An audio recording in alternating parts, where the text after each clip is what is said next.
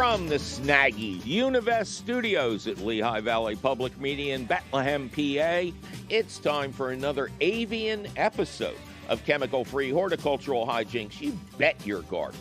Why should the bottom 8 to 10 feet of dead trees be left standing? I'm your host, Mike McGrath, and on today's You Bet Your Garden, I'll spin a story that's sure to make you a fan of snagging.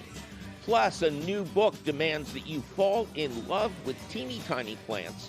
And your teeny tiny phone call questions, comments, tips, tricks, suggestions, and intensely incommodious inculcations. So keep your eyes and or ears right here, cats and kittens, because you're about to learn how to adorn your tiny home with tiny plants right after this. You're listening to an encore presentation of You Bet Your Garden. Support for You Bet Your Garden is provided by the Espoma Company, offering a complete selection of natural organic plant foods and potting soils. More information about Espoma and the Espoma Natural Gardening Community can be found at espoma.com. Welcome to another thrilling episode of You Bet Your Garden from the studios of Lehigh Valley Public Media in Bethlehem, PA. I am your host, Mike McGrath.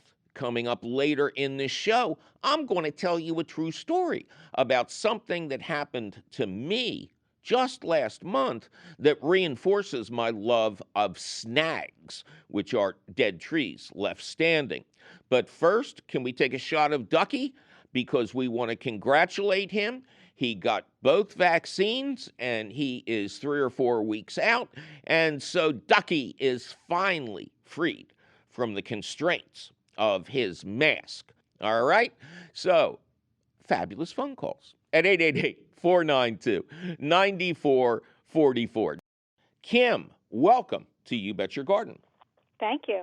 Well, thank you, Kim. How you doing? I'm doing well. Yeah, I'm excited to be here. Okay. I'm excited to have you here. Where is Kim? I live in Salem County, New Jersey. Okay. Lots of beautiful farm lands, and my backyard is where I'm hoping you can help us. Okay, good. I have a sunset Eskimo maple, which is a beautiful tree with these gorgeous leaves, very unique, and I have a big backyard that was lacking shade. So we bought a couple different trees a few years back, and this one is just struggling year after year. So, we've tried a couple different things to encourage it, fertilizing, spraying for bugs. I got to stop you there. Okay. This is not about you personally, but we get this all the time. Don't spray anything, organic or chemical, for bugs unless you see bugs, or holes in the leaves or some sign that that's what's going on. You don't want to overload the tree with stresses. And what kind of fertilizer did you use? I'm not even sure. Uh-oh. It was a couple years back, so I'm sure I would have gotten something for a maple. But that was probably 3 or 4 years ago, so I'm not even sure what I used. Okay. Did you do anything else to this poor tree? That's it. And I didn't do all those things. Well, I did one more thing. Oh, come on.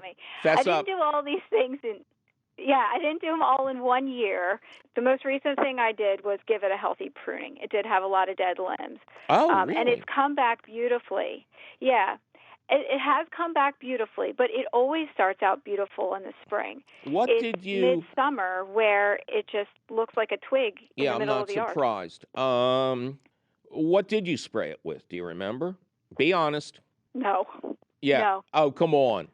Come on. My father was a homicide detective. I detect guilt in your voice. It probably would have been something that we just had. I'm not an expert. The worst thing you can do in gardening is I always go, why'd you do that? Well, we had it. Actually, now that we're talking, I do remember I went to the Tractor Supply store, the local, yeah, I know the area, place. And I read. But I obviously I don't know enough to know to get the right specific product. So, I did my best with what was on the packaging, but I think that's as far as I can say. We can assume you sprayed it with a chemical insecticide. Yes. First of all, you never need to use chemicals, but an insecticide of any kind is pretty much only when you can definitively see insects or insect damage. Don't just throw the kitchen sink at this poor tree. Okay. Now, what are the other trees you planted at the same time? We have an oak and some other kind of tree that the landscaper brought. It's supposed to be good for shade. Gosh, now you're really seeing all my true colors here. Oh, man. I picked the Eskimo maple because it was pretty. And did this outside person plant them all? No, we actually bought the Eskimo maple first. Mm-hmm. We had bought that the year prior, and then the landscaper brought the other two. Okay. So, the Eskimo maple was our attempt at giving shade. So you planted the tree. We did. Okay. Mm-hmm. Was it in a pot or was it balled and burlapped? I think it was in a pot. Okay. So you took it out of the pot, you put it in the ground, and were you careful not to bury it too deep? Or is it possible that a lot of the trunk is underground and being attacked by underground creatures and rotting from lack of dryness? Well, I think, it was at most 6 inches from the top of the ball underneath the surface. Okay. I noticed as I was, really inspecting the tree just over the past week or so, past couple weeks, that at the base of the trunk, there does appear to be a wound, I would say. Yeah. So I don't know if that gives you any clues. Oh, yeah, it's rot. Trees have to be planted high. This is something not a lot of people know, but I've been stressing it for 25, 30 years. Any part of the trunk that's buried underground or covered by mulch is never going to dry out. Insects and voles are going to use that as an opportunity to eat, especially tender young bark, which is the tastiest. Did you also mulch it? No, it is not mulched. Really? Okay, that's one good thing. Do you think it's possible that you can go out there? How big is the tree now? How tall? It's probably about 6 feet tall. Okay, and I can go out there. Yeah. What I would suggest, you got two options here. You can, using a trowel or a hoe with a fairly small head, like one of the winged weeder hoes, get as much of the dirt away from the trunk as possible and move it as... The whole trunk or just that wound area? Oh, no, the whole trunk. Okay. Anything that is underground that's not a root system is going to rot. So, prepare yourself. You may see something horrifying when you get underground. But using a hoe and or a trowel, gently try to get the dirt away from the trunk until you at least see the top of the root system. That's the rule. That muscular part where the tree meets the roots should always be above ground. It needs to breathe, honestly. So that's what I would do. Well, there is grass around it. Do you think that could be even worse? Choking it, and we have this crazy weed that, oh gosh, it goes really long. It's all through our grass. All right. Sure That's kind of a separate. That's kind of a separate issue. But pull up the grass all around the tree. I'm doing my best. Unearth the root crown and try to keep it open. This is the perfect time because it's been really dry, and that may dry out the portion of the trunk underground. Your other option is to lift the tree out of the ground and plant it much higher. It sounds like a foot higher. Oh, really? Yeah. You made a rookie mistake. So how high would you say that we should be the top of the root planting a system tree when we plant it? The top of the root system should be above ground. Okay? Boy, I wouldn't have thought that. Well, you can always look this stuff up before you do it. Just go to our website. You're right. There are many articles on how to plant a tree and how to take care of a lawn, which you should just read independently. Yes. All right? Listen, we're running late today, so I really got to kick you off, but good luck, okay? Okay. Thanks for your help. Oh, my pleasure. Take care. Bye-bye. Okay. Bye-bye. Well, they saw it first in Southeast PA, and it's spreading further every day. It's doing our crops and trees a lot of harm. It's an insect species that's not native, reproducing at a very high rate of speed, and folks, that's cause for some alarm. Now, once you dig what I have dug, you'll be hit to this invasive bug, and friend, you'll want to help to stop its spread. And when you see that little critter gonna take a swing like a home run hitter and smash that spotted lanternfly dead. Die, die, die, spotted lanternfly. When you see me coming, you'll know your end is nigh. I got a fly swatter, I'm gonna chase you all the way back to Asia. Die, die, die, spotted lanternfly. In the fall, find the eggs on a wall tree trunk and scrape them off into an alcohol dunk, and surely that will cause them to expire. When the nymphs hatch from the eggs in spring, wrap your trees with a sticky tape ring, but save the birds by covering with chicken wire. Now the tree of heaven is our preferred host, yeah, that's the tree it likes the most. So if you got one in your yard, chop it down. Don't transport firewood, brush, or debris, cause they'll hide in there and you'll never see them. Hitch a ride with you to the very next town. Die, die, die, spotted lanternfly. When you see me coming, you'll know your end is nigh. I got a fly swatter, I'm gonna chase you all the way back to Asia. Die, die, die, spotted lanternfly.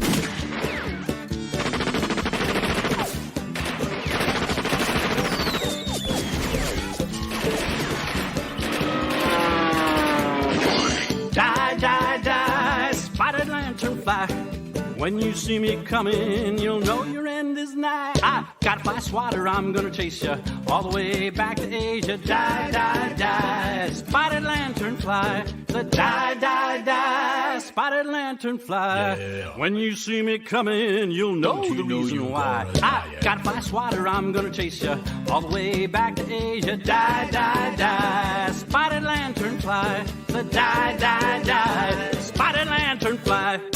Support for You Bet Your Garden is provided by the Espoma Company, offering a complete selection of natural organic plant foods and potting soils. More information about Espoma and the Espoma Natural Gardening Community can be found at espoma.com. You've been listening to an encore presentation of You Bet Your Garden. Say it.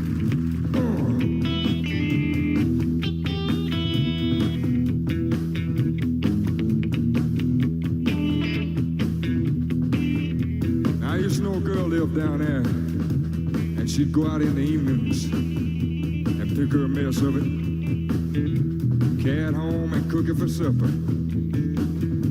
And if she had any left over, she'd dry it out and smoke it.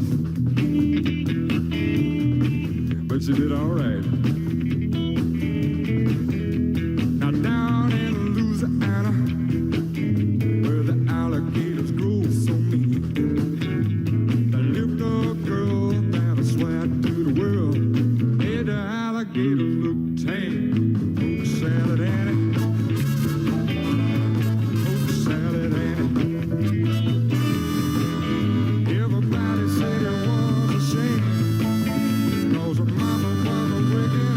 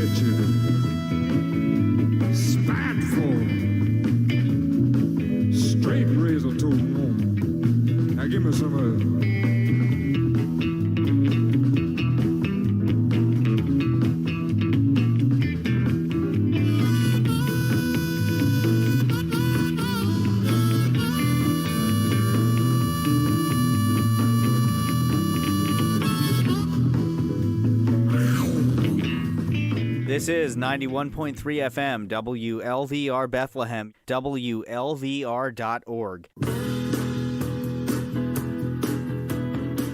Welcome back to another thrilling episode of You Bet Your Garden from the studios of Lehigh Valley Public Media in Bethlehem, PA. I am your host, Mike McGrath.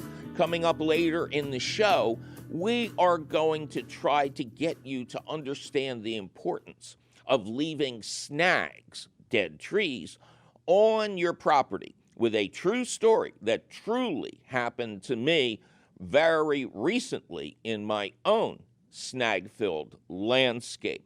And we'll take more of your fabulous phone calls. But right now, it's time to introduce the author of Tiny Plants, Leslie Halleck. Oh, God, I love this book. Welcome to You Bet Your Garden. Hi, thanks for having me on. I'm so happy to hear you love teeny tiny plants. I don't know that I loved them before, but I look at your book and I think of how much of our audience is going to drool when they see some of these pictures and other things that are happening. It is just amazing. Thank you. That's a lovely compliment. I appreciate it. Good. And I love for people to compliment me. It only happens here in the studio. I'm going to play my Terry Gross hand right away. And I want you to read the first 3 paragraphs. It just sets the stage so perfectly. It's the origin story, if you will, of why I wrote this book, which is really a passion project for me. So I gave you a little background and a little of my origin of my love of tiny plants. So if I could trace my fascination with tiny plants back to a single moment, it would be my first in-person encounter with a Lilliputian orchid blooming in its native habitat. After college graduation, I headed for an internship in Puerto Rico with the Luquillo Long-Term Ecological Research Program. Embedded in the El Yunque National Rainforest, I assisted with research on the effects of Hurricane Hugo, which defoliated the entire rainforest in 1989. One day, while collecting data in a plot that included some large boulders, my eye caught the tiniest speck of pinkish red. As I approached, I realized with budding excitement that I had found a population of incredibly tiny orchids. They were Lepanthes rupestris, lithophytic micro-orchids only found in the Luquillo Mountains of Puerto Rico. The flowers, only a few millimeters in size, rested directly on top of the tiny 1-inch leaves. I recall jumping up and down, as I am prone to do when I discover cool plants and critters in their natural habitats. From that moment, I was hooked on all things tiny. In addition to my formal research duties, I spent time in the next few months hunting down and studying all the tiny orchids and ferns I could find. In my subsequent travels to the deep Amazon and Ecuadorian rainforests, as well as sky-high volcanoes, my eyes always sought out the tiniest botanical inhabitants. Several years after that first encounter, I started building vivariums and keeping species of poison dart frogs and other herps. These small but intense living environments require specific plant species that are both small enough for the enclosure and appropriate for the animals. And once you start building vivariums for tiny animals, you inevitably take a deep dive into tiny plants. Woo! That is a fabulous origin story. That beats out being bitten by a radioactive spider by miles. So I did get bitten by a scorpion on that trip, if that counts. Was it radioactive, though? I could only hope so, but I think not, unfortunately. Yeah, if it was, you would gain the power of a stinging tail. I'm not sure if, exactly. If that's what you're looking for. So several things strike me about this miniature orchid. It wasn't a baby. It wasn't going to get taller, right? And no. It sounds like, against all odds, it was a pioneer plant in this environment. You know, after the forest burns or a tidal wave washes everything away, there are plants that emerge first to start holding the soil, attracting bees, doing all that kind of stuff. And then the rest of the land comes alive behind them. But they depended on those pioneer plants. I've never heard of an orchid being a pioneer plant. Well, so evolution is an interesting process, and plants and critters find ways to adapt. They find strategies to adapt that work for them to enable their survival. And in my book, Tiny Plants, I actually do dive into a little bit of the evolution of tiny plants. Okay. This book is not focused on artificially miniaturized plants. God, and you have a fuzzy picture of the actual orchids you discovered in your book. And Right. yeah, because you were probably being chased by some wild animal or something. It was in the days of film, when we still had to carry cameras with film in them. It's amazing. Even finding the drugstore in the rainforest to get the film developed, that must have been difficult. I do have to ask you, are the orchids still there in Puerto Rico? Yes, they are still there. So if you are able eventually to travel back to Puerto Rico and support them with your tourism, and you get the chance to trek in the rainforest there, then yes, you too can hunt down this tiny species of micro orchid. And you'll find when you dive into Tiny Plants, if you haven't already, that I have a particular penchant for micro orchids. Orchids are, to the best of my knowledge, the largest, I think it would be, family in the plant world. There are more orchids that are individual than any other type of plant. So what percentage are these tiny orchids? I think that the orchid family makes up about 10% of all flowering plant species on the planet. I can't say that I have a number for what percentage the micro species account for. And I would also say that probably because they're so tiny, they're not as easily discovered. So new micro species are being discovered all the time. So I'm not quite sure I can give you. I'll have to do some research on that to see if I can figure out what percentage are micro. And by micro, we're talking down in that 1 to 3 inch range in mature size, right? Genetic mature size. So they're certainly not going to be as prevalent as a lot of the standard orchids, Phalaenopsis, that you find on the market. You're going to have to hunt a little bit harder, but they're out there. And that's exactly what I wanted to go to. And then you have to drag me away from orchids, okay? Can regular humans buy any of the micro orchids? And how easy or difficult are they to care for in the home environment?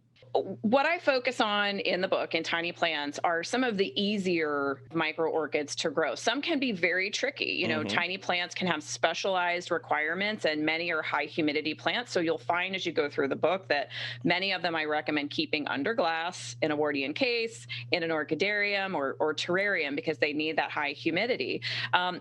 But there are some that are very easy to grow, and I give you recommendations for where to start if you're a beginner. Okay. So certainly there are going to be some that are easier, just like there are easier larger orchids. Phalaenopsis are very easy to grow for beginners. Likewise, you're going to have some genera in the micro orchid realm that are going to be easier than others too. And you'll find a pretty good variety out in the marketplace. Again, some are going to be a little harder to find with a bigger price tag. You have no idea how many people who live in apartments and tiny houses are listening with all 3 ears. This is just amazing. But the fact that there's this corner of the flowering plant world, orchidarium, you after 24 years, you have introduced a new word to the show. I'm hoping I introduced a bunch of new botanical terms for you in Tiny Plants, because that's what it's all about. The whole reason I wrote Tiny Plants is to introduce everybody, anyone, whether they're a beginning gardener or an experienced grower that doesn't have a lot of space or time, wants to bring nature indoors, those apartment dwellers that you're talking about. You can collect hundreds of species of plants with a few square feet of space. Now, I, like you, grow everything. Heavy duty outdoor gardener. I'm a vegetable garden, chicken keeper, rose grower, perennials, fruits, you name it. But I want green in every nook and cranny, indoors and out. And that's what Tiny Plants lets you do. And so the whole point is for you to discover species that you've never heard about, foliage and blooming. And an orchidarium, like a terrarium or a vivarium, is a specialized controlled growing environment that you can create or buy, plug and play, to house your mounted or potted micro orchids or any other tiny humidity loving plant species, in a way that maintains their air circulation and humidity. They're very cool. The book has I think, hundreds of pictures of almost every type of plant in really pretty containers. But it just occurs to me that this follows the trend of fairy gardens, where people will build these little fairy villages around the trunk of a tree or something like that. I mean, you drop in some of these plants and, you want to shrink down and go live there for a while. Well, yeah, and this is definitely not a fairy gardening or sort of outdoor miniature gardening book. This is definitely focused on the indoor grower and species collecting, right? So certainly learning about all of the plants that I showcase for you in the book is going to give you options for creating any sort of microsphere, if you will, whether you're building tiny indoor water gardens or terrariums, or you just want to house potted specimens inside cool vessels, which that's what I do. I have a bit of a vintage glassware acquisition problem, which you'll see reflected in the book. And so I love to showcase individual species. And, if you only have a corner on your desk or a small space indoors, you can still do some really cool things with contained itty-bitty tiny plants. If somebody tells you how to care for them. Otherwise, office desks are the place where plants go to die. Yeah, I'm like you. Show me a thrift shop, and I will go in and say, do you have any vases? Do you have any, And I don't think I've ever gotten a vase or anything from any other type of place. Now, again, you've got hundreds of photos that are miraculous. They're beautiful, of different types of plants. So let's start with the easiest ones. So many people call up and say they have a black thumb. And I say, well, don't hit it with a hammer anymore. But if somebody thinks they're bad at caring for plants, what's your top list of bulletproof babies? Well, first off, I don't believe in black thumbs. I think that green thumbs are earned, and learning about plants and how to take care of them requires killing a few of them. I mean, as a professional horticulturist, I assure you, I've killed more plants than most of your listeners ever will. You'll never catch up to me, right? Can I stop? Can I just interrupt you right there? Because kids, these are words of wisdom. It's not failure. It's more learning than being accidentally successful. Yeah, absolutely. I mean, plants are not static things. They're living organisms, and everybody's environment is different. So one thing you'll find in the book in chapter 2 is I've written a very healthy care and maintenance, and we can dive into that more if you have questions on how you care for tiny plants, because sometimes the care is a little different than some of your larger standard houseplants. Everybody likes to start with succulents, right? That's kind of where everybody starts, because in their minds, they're low maintenance, low water. The trick is that indoors, we often don't quite have as much light quantity as succulents need to be happy. The cool thing about tiny succulents is that all you need is a little space on a bookshelf. A lot of the little tiny LED grow lights that are out now are perfect for maintaining those kinds of collections. So if you're looking for easy places to start, turn to the tiny plants for your windowsill chapter in tiny plants. Those are going to be the lower maintenance, lower water, lower humidity species. I've even got some cool ferns in there for you, which usually, don't like the low humidity indoors. But, succulents, Vietnamese violet, if you struggle with African violets and African violets can actually present a struggle for especially many beginner indoor gardeners. They're very sensitive at the root zone. A lot of begonias, a lot of the gesneriads, right? They need good aeration at the root zone. A lot of them are semi-epiphytic, so they really don't want to be sitting in a lot of heavy potting mix. But I give you alternatives, and in each of the plants I feature, I give you a list of plants you can grow the same way. So beyond the plant I feature for you, I give you lots of other species that you can choose from. So check out the windowsill chapter. And those are going to be some of the easy, creeping button fern is great. Baseball plant succulent is great. There's a lot of really cool, easy places you can start with low maintenance. And you mention these grow lights, LEDs, that are just every day.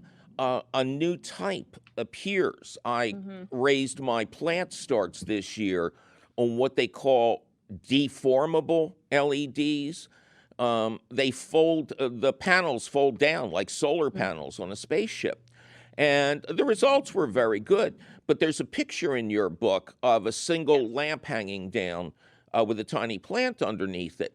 And one thing I found over the winter, when I would start my plants really early, they were indoors at the time. Now we have cats, so they're out on the insulated porch. But back then, everything was started indoors. And there is nothing better for your mental health than to have bright light during the day in January and February. It really has an effect on you. And no kidding. I did my master's degree up at Michigan State and in greenhouse production and artificial lighting and environmental controls. And I tell you, those grow lights got me through the long winters. Now, I do go into lighting techniques for tiny plants. The great thing is that you can get away with using some of the lower wattage singular spotlight or the tiny LED bars that are, under that 40 watt range. Whereas with larger indoor plants, seed starting, you really have to pump up that light quantity. Yeah. And I don't know, I did write a book on this. I'll pitch it. It's called Gardening Under Lights. If you ever want to dig deep, if you want to supplement, let's see, Gardening Under Lights. Okay. So if you ever want to supplement your knowledge there, whether you're starting outdoor transplants or you're building a collection of indoor plants, be they tiny or big, I teach you how to do that. But I actually go into lighting techniques and recommend some of the types of lamps, size, wattage, all of that good stuff is in tiny plants to help guide you how to maintain some of those collections indoors. And in between innings, ladies and gentlemen, she'll be in the stand selling Cracker Jack. So she's got to keep moving, this lady. One thing that struck me about that photo is I did not look at it as informational. I thought now we're kind of creating art, for lack of a better word, because the light itself is very sinuous and very modernistic, and it's hanging down over a tiny plant. So now you're not just bringing tiny plants into your home, you're not bringing the outdoors into your home, but it would be such a peaceful and beautiful thing to come home to. The cool thing about itty-bitty houseplants is that they do offer up the ability for you to get much more intentional with how you plan your environment and your decor, how you decorate, the kind of lights that you use, and you can move them around a lot more, right? So if you've got a little light on a shelf where you keep your tiny plants, you can move them for a few days and move them back. That's hard to do with your big monsteras, right? And your big philodendrons, right? We're speaking with Leslie Halleck, the author of a brand new book that I recommend highly called Tiny Plants. Discover the joys of growing and collecting itty-bitty houseplants.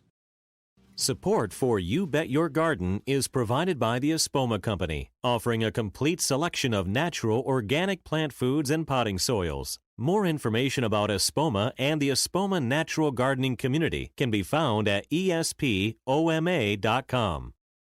You've been listening to an encore presentation of You Bet Your Garden. Two little bugs, little bugs, little bugs, little bugs, little bugs, little bugs. Two little bugs, little bugs, little bugs, little bugs, little bugs, little bugs. Two little bugs, little bugs, little bugs, little bugs, little bugs, little bugs. Two little bugs, little bugs, little bugs, little bugs, little bugs, little bugs.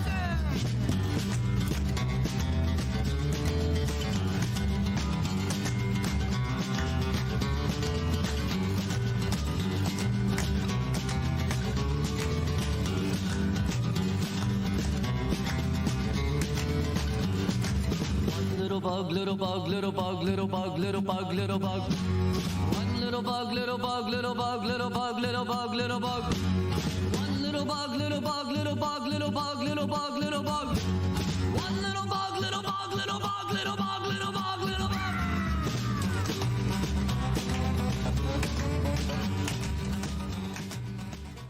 You're listening to an encore presentation of You Bet Your Garden.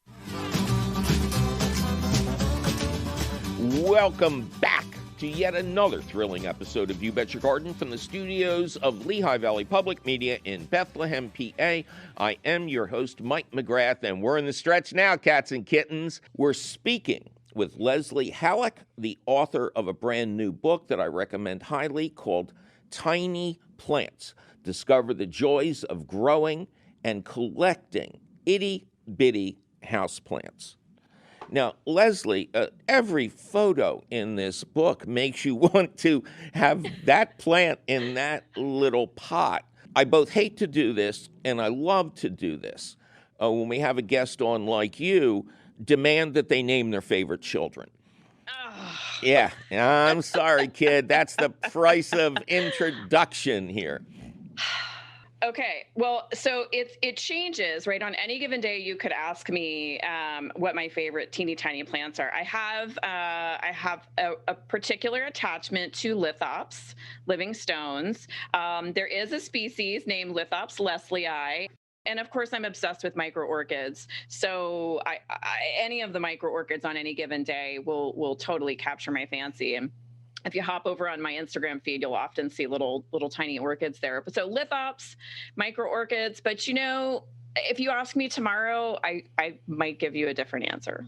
If you're just starting, whether you Sure. are an experienced gardener or not, but you know as well as I do that there's been a tremendous swing. First of all, we've got almost twice as many outdoor gardeners than we did pre-pandemic, which is wonderful. But we've also got people dialing down, moving out of their house into a townhouse or an apartment or something like that, and they're pretty comfortable with killing plants. So I know this is a common question, but, I'm a Philadelphia corner boy. So what's a good plant for somebody to start out with who has only gardened outdoors before? Boy, who has only gardened outdoors before. So if you are not going to add grow lights, right? You want to just keep it really easy. Open up tiny plants and look at creeping button fern. That's a great little foliage plant that will tolerate medium to lower light levels, surprisingly can tolerate more drying than you would expect a fern to tolerate. It doesn't have to be under glass. You can grow it out on the windowsill. I keep mine in a northwester exposure and it's perfectly happy. It grows in a 2.5-inch pot kind of perpetually. So something like that is really fun to try. And you can't kill a fern. Well, I've killed so many maidenhair ferns. It's not even the carnage on that plant is a bit obscene. So, they have to be under glass in my house. But yeah, so realize that teeny tiny plants, while growing in a tiny soil volume and will take a smaller amount of water, some might have to be watered a little more frequently, some might not. You just have to get to know the species. And that's why I wrote the book the way that I did, with profiles, so that you could get to learn a little bit more about each species and related species, because the more you know about the plant and how it grows naturally in its natural environment, the better you can learn how to adapt to taking care of it inside as a beginning indoor gardener. But I think that picture of the single LED hanging down over the plant really changed my perspective. I would urge you to create areas like that. It's not just a plant on a desk. You've got a white wall and maybe a table or something over there, a side table, and each plant has its own little light. And if you got enough room, okay, so over here we travel to the Himalayas, where you wouldn't expect to see a lot of plants. Over here is southern Florida, here is this. The possibilities of design, once you get good at this, are almost endless. And you wouldn't have that ugly painting on the wall anymore. Yes, I am a fan of building wall shelves, lighted wall shelves for plants. I have some in my kitchen. You can see that picture in Gardening Under Lights.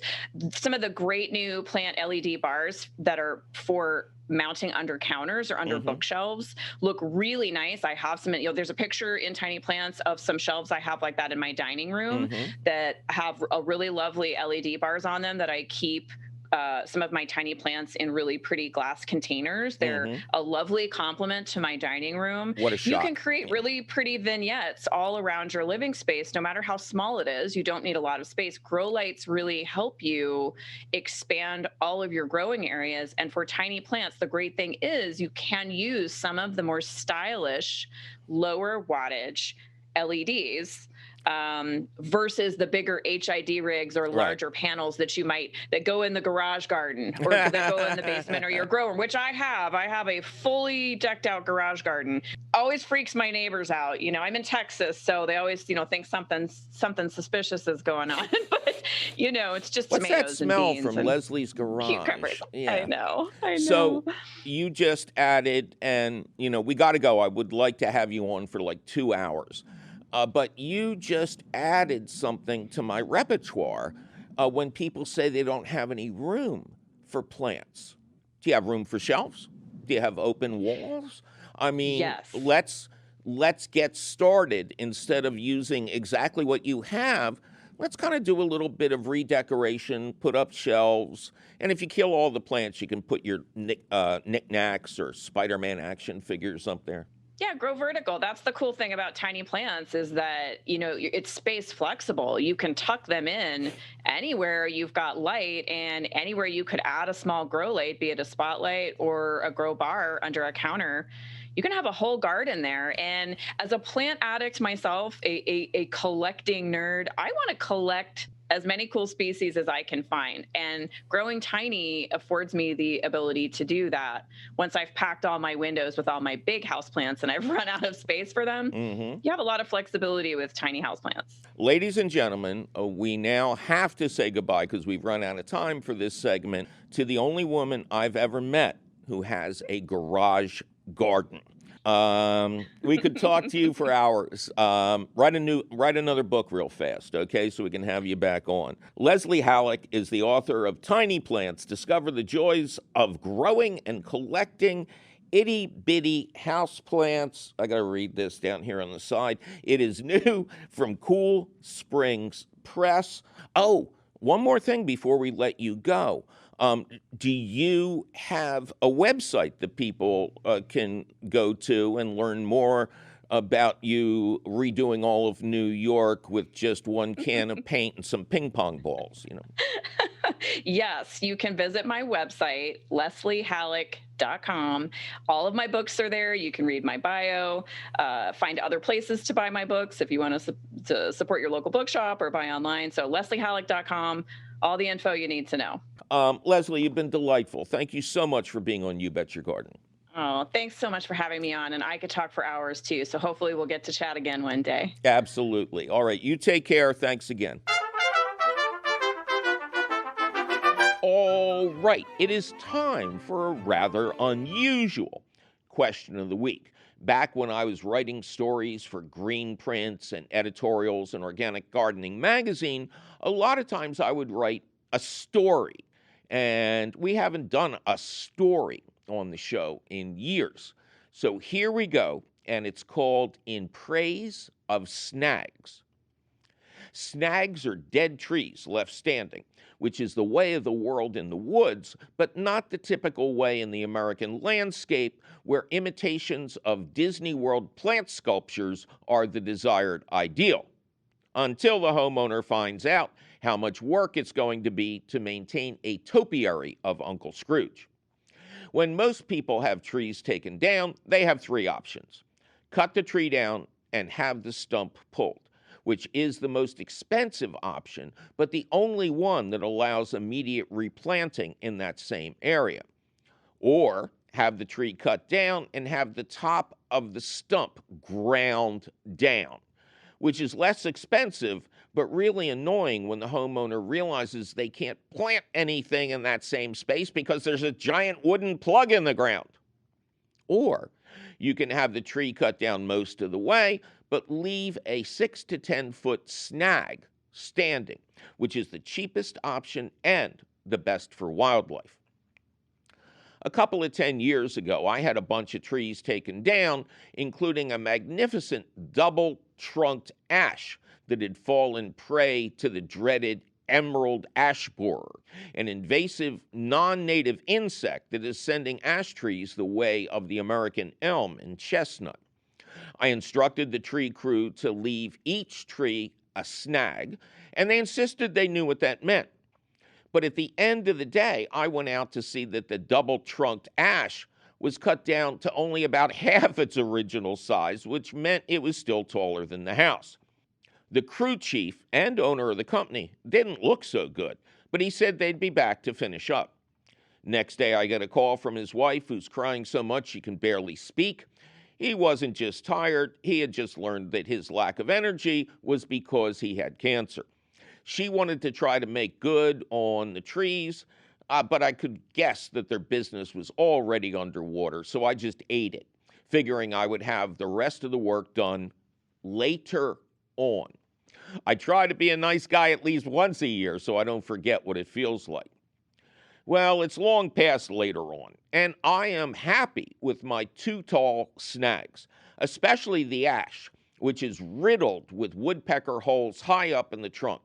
We have also seen a tiny owl living in a hole a little closer to the ground, and several really mysterious holes near the bottom of the tree, which we don't want to mess with.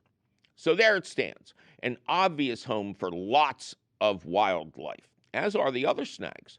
But an experience I had back in May topped them all. It was during an early heat wave, so I got up at 6 a.m. to go out and water and check on things. The day before had been hot and dry, but at 6 a.m. it was delightful. A pleasure to be outside, as it would not be by later that day. So I'm watering plants and generally puttering around in the cool, dry air when I hear a weird sound. I've been there 35 years. First time I've heard this sound.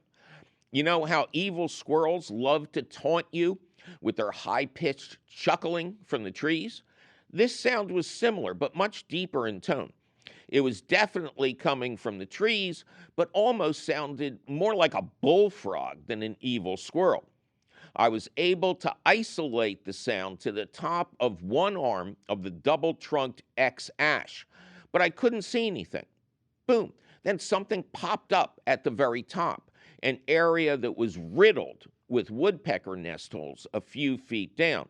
It went back in, popped up again, came back out of the hole at the top slowly over and over again, each time revealing a little more of itself. Then I saw what I felt had to be a duckbill. I thought I saw a duck, I mumbled in my best Tweety Pie voice. Then, as if it was on a hidden riser, it moved upwards until I could see its entire body. I did see a duck. It sat there for a moment and then took off, a duck of many colors, gliding peacefully low through the woods across the road. Was this a poor mallard that didn't make it home last night and took refuge in what had obviously become the neighborhood's friendly Motel 6?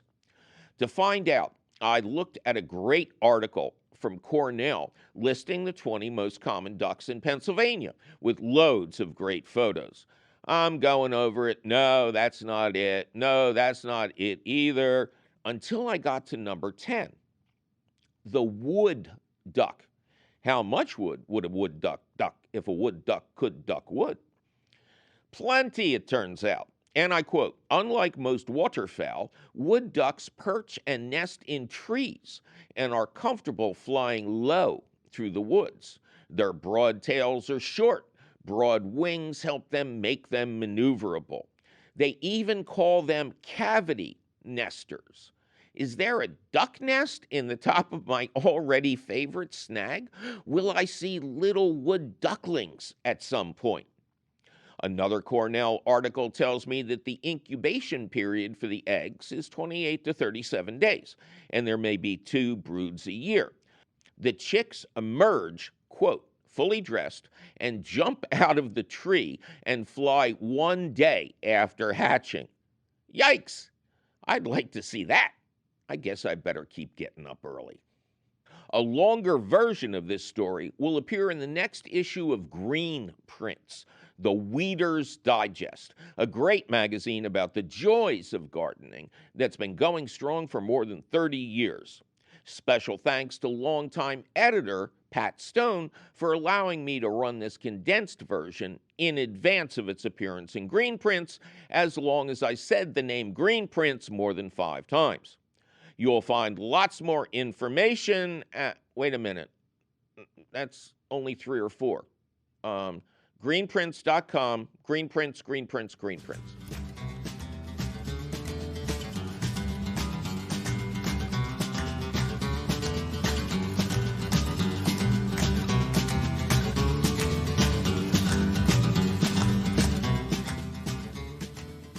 Well, that sure was some interesting information about snagging more wildlife to watch now, wasn't it? Luckily for you, the question of the week appears in print at the Gardens Alive website. To read it over at your leisure or your leisure, just click the link for the question of the week at our website, which is still and will forever be youbetyourgarden.org. Gardens Alive supports the You Bet Your Garden question of the week, and you will always, always find the latest question of the week. Where? At the Gardens Alive website. Yikes, my producer is threatening to snap my peas if I don't get out of this studio. We must be out of time. But you can call us anytime at 888-492-9444 or send us your email. You're tired, you're poor, you're wretched refuse teeming towards our garden shore at YBYG@WLVT.org. Please include your location. You'll find all of this contact information at our website, youbetyourgarden.org, where you'll also find the answers to all the questions you were going to ask me. Audio of this show, video of this show, audio and video of old shows, and our podcast. Oi! You Bet Your Garden is a half-hour public television show, an hour-long public radio show and podcast, all produced and delivered to you weekly from the studios of Lehigh Valley Public Media in Bethlehem, PA. Our radio show is distributed by PRX, the Public Radio Exchange. You Bet Your Garden was created by Mike McGrath. Mike McGrath was created when a certain Victor Frankenstein pulled the wrong lever.